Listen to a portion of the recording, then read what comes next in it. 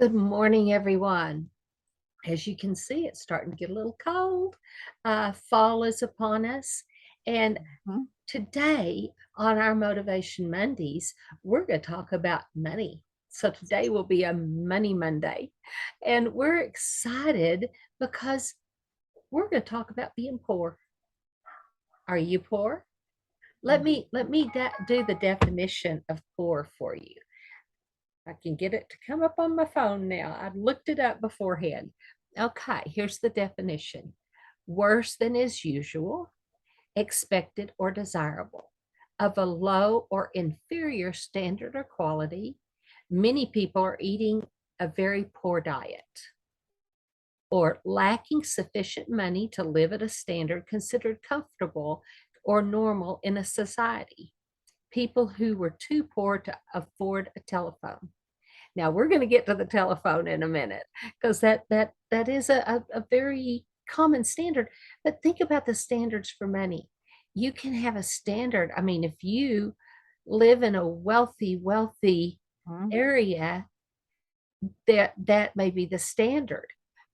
You may do be middle class, you may be poor. It really doesn't matter. We are all the same in Jesus' eyes.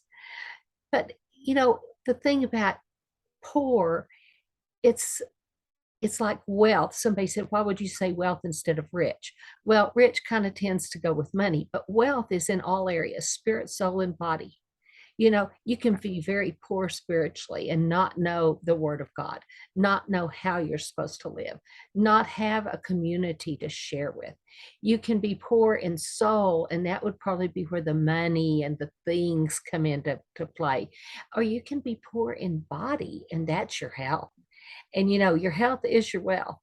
And people Mhm. that take money, money, money, money all their life would spend every bit of it, and many of them do, to get their wealth back at the later part of their life. And that's one of the reasons that Barbara and I work in that area.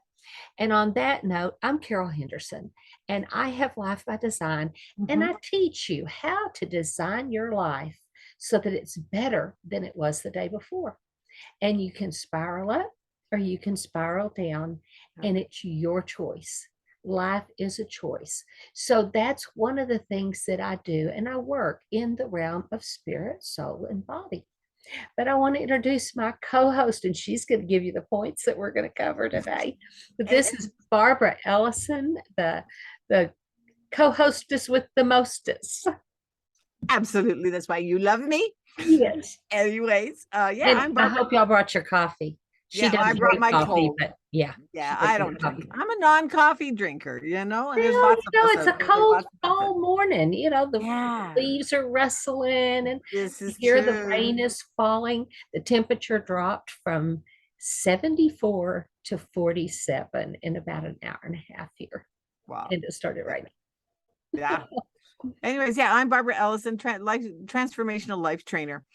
And it's about, aging is not about trying to be a 30-year-old. It's about being your best ever version of you. To make the rest of your life the best of your life. And one of the things that we're going to talk about today is the 3 habits that are bad habits that keep people poor. And it has nothing to do with the amount of money that you have. Okay. But the first one is focusing on only one income source. Number one. Number two is that you are just not saving. No, wait a minute. No, that's not number two. Let me see. I missed number two. Look at that. Increasing you. Most people when they talk about that they've gotten a raise. Oh, what's the first thing they do? They talk about what they're going to spend their money on, what they're going to spend it on. And then number three is not talking about saving. It's rather most people, they look at saving money instead of increasing their income. Two completely different things. And I have to admit, bunny trail here, I have to admit that some of that was partly me. It's like it was all about saving money. And it was like, now I realize that no, it has nothing to do with saving money. Now we've got to learn how to increase our income. But one of the things it struck me is that times have absolutely changed. I loved Carol's definition of being poor. If with being a telephone. Oh, brother, I can remember as a kid when we were so excited when we got our telephone, but we had a party line. Oh, okay. We had a party line. So we And didn't you had have a our party with that own party line, phone. didn't you? I'm sorry, what? You had a party with that party line. We had a party line, and mind you, it was only two people, one other family, but we shared a line. I mean, not back in the oldens, like back in the day, where everybody in town would be on the same party, or there would be one central operator. Yeah, remember how Like many of you are Mayberry, old kind enough of. to remember Lassie? And they Yeah. stood at the phone and hello, hello. Well, they did it like this, hello.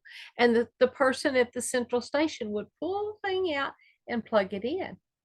Now, my first phone was a single line, but my next door neighbor had a party line. And there was so much. I mean, mine, I didn't have a time limit. I didn't have, a lot of things. I was leashed to the wall. But, with Barbara, she had to have a time limit and had to share with Yeah. sisters and neighbors. My next door neighbors were that way, but I had one, and mine was leashed. And so it was in the central room.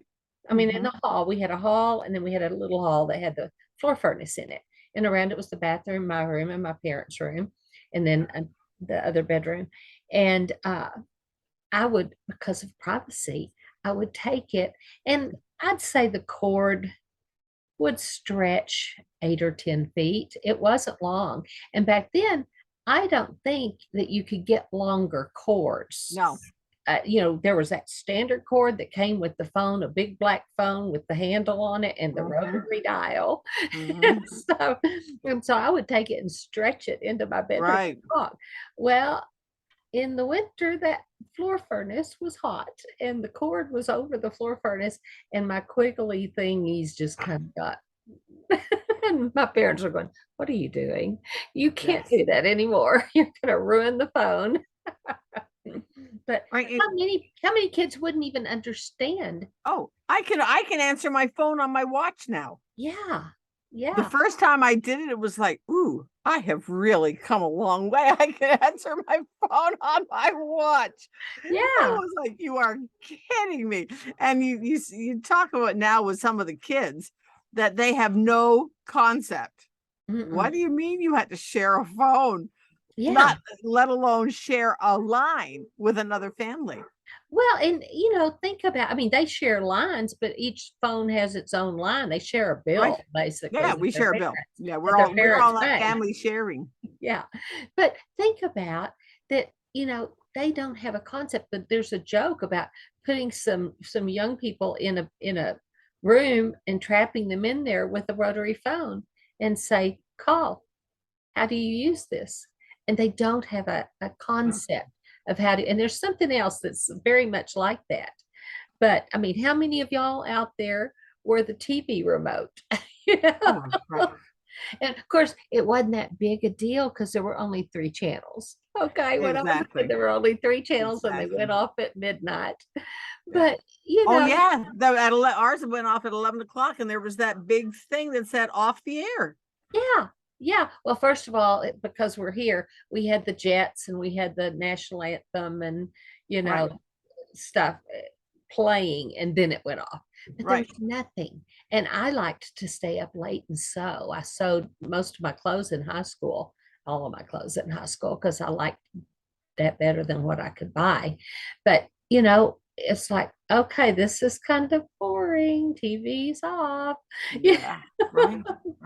So, but yeah, just the craziness. But anyway, so back to the subject at hand, which is we were talking about money.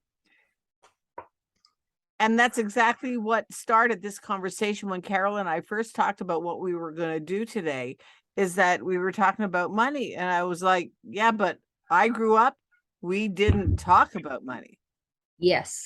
We did not learn we didn't learn anything about money. Polite how to people handle never it, how talked to do about it. income or money It was at just all. taboo to talk about income or what you're making and then it got to the point where, oh brother, you couldn't, you just didn't talk about it. But then it was like, well, okay, but it's okay to not talk about money, but learn how to manage money, what money you do have. If you don't want to talk about exactly how much you have, the thing is that so that's what we were kind of I just said, well, let's do a little bit of research about this, and it's most people don't even, like, that are the poor, the really poor, because you can be poor and a millionaire, and yet you Yes. can still be poor because you think you don't have $1 million isn't enough, and Yes. that's a mindset. Hmm. So there's a lot of people out there that don't believe that they're capable of being happy and wealthy, and Well, wealth and is not about how much money you have, y'all know which that we I'm really big on church. Well, no, I'm not big on church. I'm big on a relationship with Jesus. But yes, what traditional church taught people is that wealth is bad, that Jesus was poor. right, Jesus was right. poor. I Was need not. to enlighten y'all. He was extremely wealthy. And if you study the ancient writings, you'll see that. He was uh, he He was a was carpenter and he wealthy, had a but he was trade wealthy in and his own right. right. If you study the ancient writings, and this is going to curl a lot of feathers, Joseph, Jesus's earthly father, was the rightful heir to the throne. If you research it, now he couldn't take the throne for a couple of reasons. Number one, Herod would have killed him. Number Mm-hmm. two, when the prophet ripped the garment from the king and said, "You will never sit on the throne again," his line lost the ability to sit on the throne. But he was the rightful heir and he had the money to back it. But he went to the poorest town in the poorest neighborhood and became a carpenter. And that's provable through history. Now, Mary's lineage she was both, they were both from King David's lineage, and her lineage Right. could take the throne. And that's Right. why Jesus Mm. was able to take the throne as King of Kings. But that's some rather obscure history that's found Right. in, if you research in the ancient writings. Uh, and so, but after that, when the three kings came, and I've heard this for years, and somebody brought it up again recently, and what scared Herod when the three kings came? It wasn't three kings with a little box and a little bottle of perfume and a little box. It was three armies. They were on stallions and they came riding in to Jerusalem. And it says in the word, all of Jerusalem was in an uproar. They thought they were being taken over Right. and that there was going to be this big war with Rome. And so they went to Herod and said, "Where's the king of the Jews?" Well, that's what Herod was trying to say he was. They said, "We Right. followed his star." And so they went to the house, which was Jesus's house, not the stable like you see on the Christmas Right. cards. Because he was almost two in that house. Yeah, he was almost two. Yeah. And all of this is provable in our regular Bible. But the thing is they came with basically this one person that I follow says it's like they gave him their black master cards and Yes. said, "Charge it up, baby." Yeah. So, and that Exactly. they Exactly. both, they said they were called king makers. They were wise men, but they were the Right. ones that they were the people that backed the royalty and helped them. So that's Yeah. why his daddy was able to get up in the middle of the night and take the whole family to Egypt with Right. a carrot. He had the wherewithal to do it. Yeah, they had to hire a whole caravan to do that in the middle of the night. Well, Right. that takes some bucks. And Right. then as an adult, Jesus owned multiple houses. When he said that about not having a place to lay his head, he was not talking about a brick and mortar house. Not that they had bricks and mortar, but a brick and mortar house. Mhm. He did have a home because it was saying they went to the house. They went to his house. And not to mention, he had a treasurer. Judas was the treasurer. Sure. And apparently they gave a lot of money away because at the Last Supper, when he said, go do what you've got to do, everybody thought he was going out to give some money to the poor. So that's a bunny trail that we hadn't gone on, but wealth is on all levels. And don't be Exactly. poor because some priest or pastor has told you that you have to be poor. Because I know a lot of people in my generation were raised to think that, poverty was next to godliness. And No. it all money does, they say the quote, and I think I've quoted it on here before, is money is the root of all evil. That No. is not what the Bible says. It says the love of Right. money. We are blessed to be a blessing. Blessing. If you take that money and you hold on to it with a tight fist, then that's not a blessing. God can't get anything into your hand if you've got it held like this. You Right. have to give and Exactly. he will fill it. You give and he'll fill it. Give and he'll give you more. Right. But that it's meant to be a flowing river. Just like Right. your prayer life is meant to be a flowing river, the grace giving out a flowing river of his love to the world to draw people to him. Right. Okay, so Exactly. I'll get off my soapbox. Nope. Hey, but that we're gonna have to make this into a series because we're halfway through the show and we haven't talked about the first step yet. Okay. Really? Sorry. Yeah, it's good.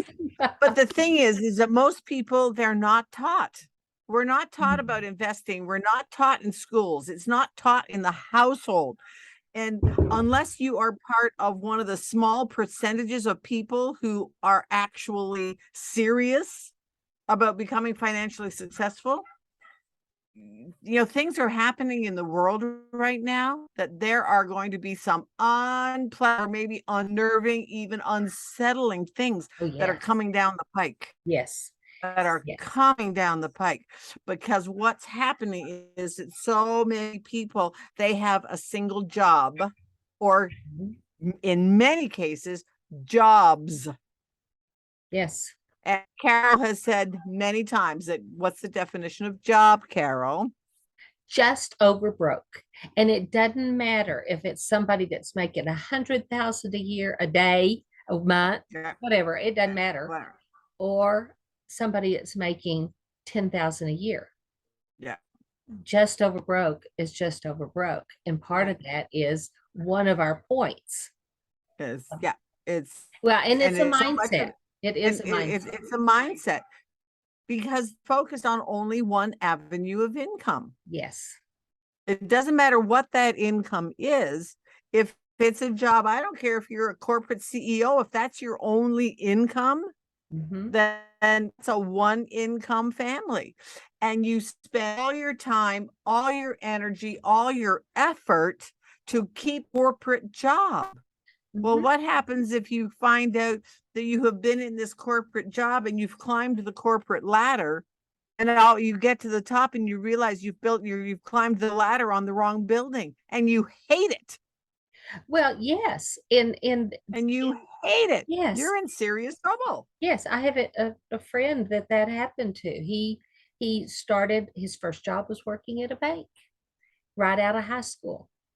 Then his college career was working at the bank and getting a business/financial degree. Well, at 55 or so, I'm thinking probably about 40, between midlife crisis. Let's call it like it was. Well, Midlife crisis. and I can't say it was like the 7-year itch. I mean, he and his wife had been married for a long time. He realized how unhappy he was when she divorced him. And yet he had to stay in that job. He had no other skills. He didn't feel like he didn't want to change because he was so high up in the bank. And so he ended up retiring at a job that had made him miserable for at least, what would that be, 50 years? Yeah. 50, That 45, he just wasn't, it wasn't the right fit. miserable because he really didn't not to go through life. Yeah. So what I want to say is, if you only have one job, or if you are looking for a second income, and people all over the country are right now, all over the Yeah. world are right now, because of what's happened in the last couple of years. How Right. many people out there, everybody, every one of us knows somebody that had a great job and suddenly one day did not, because they got, Did not. get on out, we're Yeah. closing Yeah. down, or we're And downsizing, or you didn't yeah. get what they expected you to get medically to stay there. Okay, so many people are looking for a second income or a third. Yeah. Don't go get another job, okay? Because that's trading time for money. That's trading your precious time. Yeah, And and you only people, have so much. time is precious. You only have so much. So if you are spending 40 hours a week at a job that you hate, or and maybe, and you might Even if not you even love it, necessarily hate it. yeah, you You may love it. love what you do. You may love what you do. Exactly. However, you're spending 40 hours, 40 or 50 hours at a job that you are trading your time for their dollars, not your dollars, their dollars. You're building someone else's wealth. You're building someone else's wealth. They are not, and one of the things, one time a friend of mine said, well, but yeah, but I have, like benefits. Okay, but wouldn't it be better to build a business where even if you paid your own benefits, you're doing something you love, you're trading your time for your dollars, Mhm. and you are paying for your benefits. Well, It's or go all to about part-time you, and keep your benefits, and or or work stay full-time part-time and keep your benefits and build a second income. and But build something else. yes, I'm going to say the best kind of business that I think to build in this day and time. I've had brick and mortar businesses. My Yeah. husband's had brick and mortar businesses. Uh, I've done all kinds of different things, different entrepreneurial things, still do them, but Right. is a business in a box. Barbara and I both have a couple or three businesses in a box that you can pay a small fee to start. Yeah. There's training. It's like a Yeah. franchise. And yet with a Right. franchise like Subway, you pay a franchise fee every month. Right. You pay a chunk in the beginning, a fee every month. Now they will train you, but most of those franchises make so little that the owners have to work in the store. And it's kind of Right. designed that way. Exactly. With what we do, I have a fly in here. If y'all wonder what this Yes. is, it keeps I buzzing. thought I saw it. Yeah, it keeps buzzing my face. So it is something that 3 to 5 years for a brick and mortar business, that means one that's like a storefront, a brick and mortar business to become money making. 3 to 5 years. How many of y'all can live 3 to 5 years without taking a salary? Right. We have Exactly. ways for you to be paying for your business in 30 days, Yeah. sometimes less, sometimes maybe 90 days, but Yeah. easily done in 30 to A 60 year. days. Yeah. Very, For a very year. doable. Even if it With, takes you a year. yeah, even if it takes Even you if a it year. takes you a year. Yeah, but with full training, full Right. backing, Yeah. full culture, other people No can help you. inventory. Yeah, no inventory to No carry. inventory. That's Yes. huge. Yeah, it is very huge. Reach out. We can reach out to either one of us, doesn't matter, but reach out We're a to team. us about what would be best for you. And we, Yeah. if what we do isn't best for you, we know people that might. I mean, neither of us is in banking, okay, except she does work with a bank, which is personality. Right. But, Yep. neither one of us is a financial guru. And let me say something real quick about that, because she brought up investing. Be very cautious of who you work with. We have some financial people coming on that will give you financial advice, and they don't take a fee. If somebody is managing your portfolio and they get paid when you make money and they get paid when you lose money. What incentive do they have to help you make money? Right. It's Exactly. a thought. Just saying. It's a thought. Been And those there, people that start to done that. invest, they go get a financial advisor. Okay. Yeah. So Yeah. So, and just, this you know, is definitely and going to like have for to be me, a series. this is, yeah, we're only on the first point. Just don't have a What else job. what else do we have? Because I've been just chatting. Okay. How do you, most people, when, you know, when they do have an increase, what do? They increase their expenses. Have you done that? I know I've done that. Yeah, As all soon of as us you get, have. I've $100 extra. Oh, what am I gonna do with it? Oh, I'm gonna go buy. It's like, Barbara, yeah, no, you're gonna invest it. And Right. but one of the lessons that I have now learned, and then of course the third point is just work on not just saving money. It's not about saving money. It's about building your income. Yes. And can't wait. Yeah. So yeah, and we're still on Well, the first point. But the thing is we don't want you to be left high and dry and in serious trouble because you haven't. There are so many things coming, yes. and we need to have multiple streams of income. Just like you have multiple expenses, you need to have multiple streams of income. Well, Some of them passive, some of them active. mhm. Absolutely. And Barbara and I were both kind of ahead of the game when the shutdown came because we Yeah. already knew how to do Zoom. That's how we met, Yeah. was in a mastermind on Zoom. And Yeah. so we had that. We had our businesses that we didn't have to go be at day in and day out physically. Right. We had our side gig, Okay. so to speak. Keller, 1 minute. Sorry, yeah, my haircut's here. Oh, okay, okay. Yeah. We will wrap up, and I want to say spiral up, don't spiral down. Spiral And, down. you know, come back next week. We will do a part 2 of this. And at the rate we're going, we're probably going to have to do a part 3. Probably. But, you know, take this to heart. Do your research, reach out to us because we do meet people all the time. And if your gig is finances and money and how to help people invest, we've got it. If your business is health and wellness, we've got it. If your business is beauty, we've got it. And it doesn't mean that it's us, but we can hook you up with the We people can hook you that up would be right, if that that's would be something that you want to do. good, godly people that we would work with. Yeah. So this is Reach out to us. Monday motivation. So Exactly. anyway, And thank y'all for joining us. yeah, and we will see you next week. Bye-bye, everybody. Bye.